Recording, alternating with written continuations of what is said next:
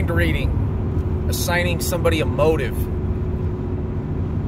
You ever been in an argument with somebody where you say, well, that's not why I did that? And they say, yeah, it is. And you say, no, it's not. And they go, yeah, it is. And then you say, but no, it's not. And they say, yeah, it is.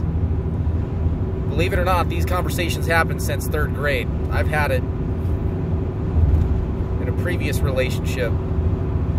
Well, you're doing this because of that. No, I'm not. Yeah, you are. No, I'm not. And you can't get any further than that. That's a toxic behavior. It's abusive. It's called mind reading. It's when they assign your motive to you and you don't have a say in it. Now, you may know in your heart why you do something, and you could be telling the truth or you could be lying, and that's up to them to differentiate. And it's up to you to decide whether you're going to be honest or not. But when you know, at the end of the day, we're the only ones that know why we do something or what's in our heart truly. And the rest of us out there, we can only guess. You see a lot of this in modern day propaganda and modern day media. He's doing this because of that. She's doing this because of that. Well, how do we know? How do they know? So we have to question everything. I had a very recent experience with a good friend of mine who sat me down because he saw something on one of my, something that I'd published on a separate account. And he sat me down and asked me questions about my motives rather than assigning me a motive. The perception versus the reality oftentimes is completely different. The way we think something is versus the way it actually is.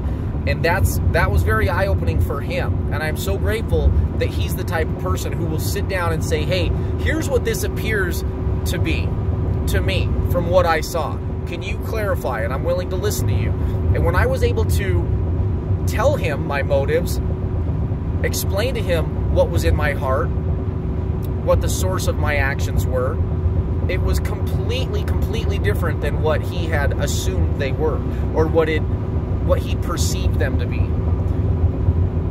Mind reading is a vicious, ugly thing. It's leveraged and used as a tool to divide us currently.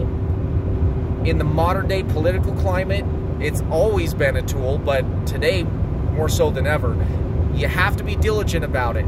If you find yourself saying, well, you're doing it because of this, and you don't know 100% sure, especially the emotions that can stir up, that can be very dangerous, then you're in the wrong, and you need to seek to understand. If we all did this as a society, as a culture, seek to understand before rushing to judgment, gosh, we have so much more common ground than we know.